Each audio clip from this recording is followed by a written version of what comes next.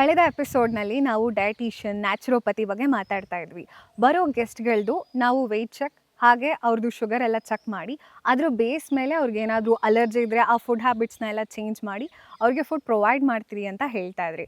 ಅದ್ರ ಬಗ್ಗೆ ಎಕ್ಸ್ಪ್ಯಾಂಡ್ ಮಾಡೋದಾದರೆ ನೋಡಿಮ್ಮ, ಈಗ ಈ ಲೈಫ್ ಸ್ಟೈಲ್ ಚೇಂಜ್ ಅಂತ ಹೇಳಿದೆ ನಾನು. ಲೈಫ್ ಸ್ಟೈಲ್ ಚೇಂಜ್ ಅಂದರೆ ನಾನು ಒಂದು ಸ್ವಲ್ಪ ಅದನ್ನು ಎಕ್ಸ್ಪ್ಲೈನ್ ಮಾಡ್ತೀನಿ. ಸಿಟಿ ಲೈಫಲ್ಲಿ we know that we are under total pressure. ಅಥವಾ ಸಿಟಿ ಲೈಫ್ ಅಲ್ದಿರೋ ವಿಲೇಜ್ ಲೆವೆಲಲ್ಲಿ ಕೂಡ ಇವತ್ತಿನ ದಿವಸ ಭಾಳಷ್ಟು ಜನಕ್ಕೆ ಈ ಶುಗರು, ಬಿ ಪಿ, ಬೇಕಾದಷ್ಟು ಟೆನ್ಷನ್ಸು ಇದೆ. ಇದೆಲ್ಲ ಅರ್ಬನೈಸೇಷನ್ ಆಗ್ತಿರೋದ್ರ ಒಂದು ಪ್ರಭಾವ. ಜೊತೆಗೆ ನಾವು ಫುಡ್ಡು ಯಾವ ರೀತಿ ಬೆಳಿತೀವಿ, ಈಗ ನಾವು ಫರ್ಟಿಲೈಸರ್ಸ್ ಹಾಕಿ, ಕೆಮಿಕಲ್ ಫರ್ಟಿಲೈಸರ್ಸ್ ಹಾಕಿ ಬೆಳಿತೀವಿ, ಅದರಲ್ಲಿ ರೆಸಿಡ್ಯೂಸ್ ಇರುತ್ತೆ, ಅವೆಲ್ಲ ಹೆಲ್ತ್ ಮೇಲೆ ಎಫೆಕ್ಟ್ ಆಗಿರ್ಬೋದು. ಸಾಲ್ಟು ಎಕ್ಸ್ಟ್ರಾ ಕನ್ಸ್ಯೂಮ್ ಮಾಡ್ತೀವಿ, ಶುಗರ್ ಎಕ್ಸ್ಟ್ರಾ ಕನ್ಸ್ಯೂಮ್ ಮಾಡ್ತೀವಿ, ಮಸಾಲ ಐಟಮ್ಸ್ ತುಂಬ ಚೆನ್ನಾಗಿ ನಾವು ಕನ್ಸ್ಯೂಮ್ ಮಾಡ್ತೀವಿ. It will give a temporary high, but it will also have side effects. ಇದು ನಾರ್ಮಲ್ ಕೋರ್ಸಲ್ಲಿ ಆಗ್ತಿರುವಂಥ ಒಂದು we use this beverages, regular coke ಆ ಥರದ್ದು, ಈ ಇದು ಏನು ಬಿಂಜ್ ಫುಡ್ ಅಂತಾರೆ, ಬಿಂಜ್ ಫುಡ್ಡು, ಈ ಥರದಕ್ಕೆಲ್ಲ ತುಂಬ ಅಭ್ಯಾಸ ಆಗಿಬಿಟ್ಟಿದ್ದಾರೆ. ಸೊ ಹಾಗಾಗಿ ಇದು ಒಂದು ಕಾಮನ್ ಪ್ರಾಬ್ಲಮ್ ಆಗಿದೆ. ಹೆಲ್ತು ಸ್ವಲ್ಪ ಅಸ್ತವ್ಯಸ್ತ ಆದಾಗ ಡಾಕ್ಟ್ರ್ ಹತ್ರ ಹೋಗ್ತಾರೆ. ಡಾಕ್ಟ್ರು ಒಂದು ಪ್ರಿಸ್ಕ್ರಿಪ್ಷನ್ ಕೊಡ್ತಾರೆ, ನಿಮ್ಮ ಶುಗರ್ ಜಾಸ್ತಿ ಇದೆ, ಬಿ ಪಿ ಜಾಸ್ತಿ ಇದೆ, ಟ್ಯಾಬ್ಲೆಟ್ಸ್ ತಗೊಳ್ಳಿ. It is A regular procedure ಕೊಟ್ಬಿಡ್ತಾರೆ. ಅದನ್ನು ಇವರು ಕನ್ಸ್ಯೂಮ್ ಮಾಡ್ತಾರೆ. ಅದಕ್ಕೆ ಹ್ಯಾಬಿಚುಯೇಟ್ ಆಗಿಬಿಡ್ತಾರೆ. ನಾವು ತಗೊಳ್ಳೋದು, ತಿನ್ನೋದು, ತಿಂತಾ ಇರೋದು, ಒಂದು ಕಡೆ ಮೆಡಿಸಿನ್ಸು ತೊಗೊತಾರೆ. ಇದು ಒಂದು ಥರ they will go hand in hand.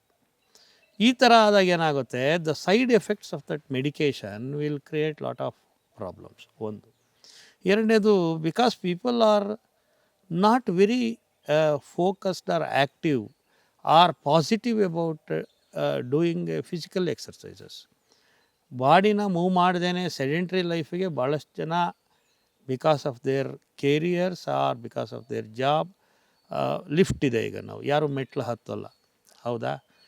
ನಮ್ಮ ಪಕ್ಕದ ಮನೆಯಲ್ಲಿ ಈಗ ನಾವು ಒಂದು ಏರಿಯಾನಲ್ಲಿದ್ದೀವಿ. ಅಲ್ಲಿಂದ ಒಂದು ಫರ್ಲಾಂಗ್ ದೂರದಲ್ಲಿ ಒಂದು ಶಾಪ್ ಇದ್ದರೆ ನಾವೇನು ಮಾಡ್ತೀವಿ, we go and pick up a two wheeler ಹೌದು sir. And go there. We don't walk.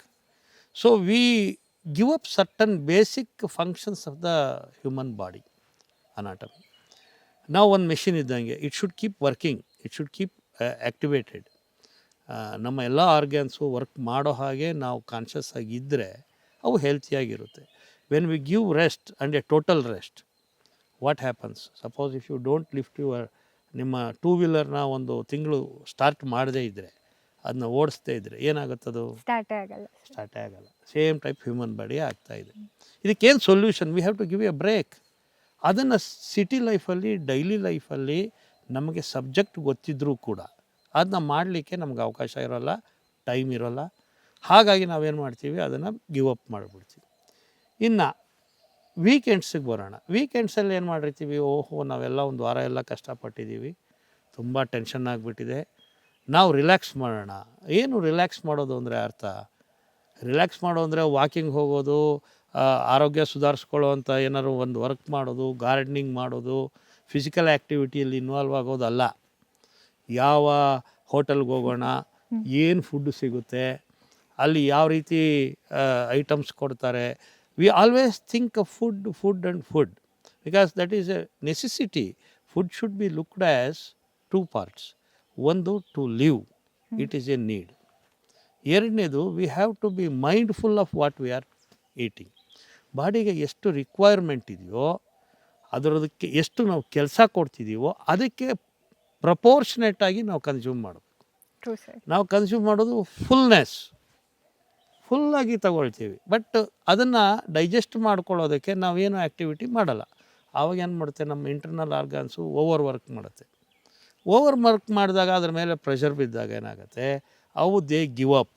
Over A period of time they give up. ಅದು ಗಿವ್ ಅಪ್ ಆದಾಗ ಏನಾಗ್ತದೆ, ನಮಗೆ ಆರೋಗ್ಯ ಹೆಚ್ಚು ಕಮ್ಮಿ ಆಗಿಬಿಡುತ್ತೆ. ಹೆಚ್ಚು ಕಮ್ಮಿ ಆದರೆ ಏನು ಮಾಡ್ತೀವಿ, ಡಾಕ್ಟ್ರ್ ಹತ್ರ ಹೋಗ್ತೀವಿ, ಮೆಡಿಸಿನ್ಸ್ ತಗೊಳ್ತೀವಿ. It is a cycle. ಈ ಸೈಕಲಲ್ಲಿ ಸಿಗಾಕ್ಕೊಂಡ್ಬಿಡ್ತೀವಿ. ಇದನ್ನು ಕಟ್ ಥ್ರೂ ಮಾಡಲಿಕ್ಕೆ you have to take a break. ಆ ಬ್ರೇಕ್ ಹೇಗೆ ತಗೋಬೇಕು ಅಂದರೆ, ಅಟ್ಲೀಸ್ಟ್ ಒಂದು particular period, say for example ಒಂದು ವೀಕ್, ಮನೆಯಲ್ಲಿ ಹಸ್ಬೆಂಡು ವೈಫು ಚಿಲ್ಡ್ರನ್ ಇರ್ತಾರೆ. It's a family based vegetarian ಜಾಗ. ಇಲ್ಲಿ no smoking, no alcohol, very nice. ಎಲ್ಲ ನಾವು we have all those things are not here. Only you can take oxygen. Okay, ನಿಮ್ಮ ಹೆಲ್ತಿಗೆ affect ಆಗುವಂಥ ಎನ್ವಿರಾನ್ಮೆಂಟ್ ಇರೋಲ್ಲ ಇಲ್ಲಿ. ಹೆಲ್ತ್ ಇಂಪ್ರೂವ್ ಮಾಡಲಿಕ್ಕೆ ಬೇಕಾಗಿರೋ ಎನ್ವಿರಾನ್ಮೆಂಟ್ ಇರುತ್ತೆ. ಸೊ ಅದಕ್ಕೆ ಇಲ್ಲಿಗೆ ಬ್ರೇಕ್ ತಗೊಂಡು ಬರಬೇಕು. ಆ ಸಬ್ಜೆಕ್ಟ್ನ ನೆಕ್ಸ್ಟ್ ಎಪಿಸೋಡಲ್ಲಿ ನಾನು ಡೀಟೇಲಾಗಿ. ಖಂಡಿತ. ಈಗ ಬ್ರೇಕ್ ತಗೊಂಡು ಒಂದು ವಾರ ನಿಖರಾಗೆ ಬಂದಾಗ ಏನೇನೆಲ್ಲ ಸಿಕ್ಕುತ್ತೆ ಅಂತ ತಿಳ್ಕೊಳ್ಳೋಣ ನೆಕ್ಸ್ಟ್ ಎಪಿಸೋಡ್ನಲ್ಲಿ.